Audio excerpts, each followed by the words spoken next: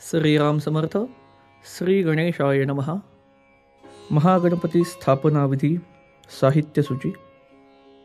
श्रीफळ 2 नग, विड्याची पाने 10, खारीक 5, खोबरे 5 नग, हळकुंड 5 नग, बदाम 5 नग, सुपारी 6 नग, सुट्टे पैसे 7 नग, तांब्याचे किंवा चांदीचे कलश 2, शंख, घंटा, समई, अगरबत्ती, निरांजन, कापूर, थोडेसे गहू, 1 वाटीमध्ये पंचामृत.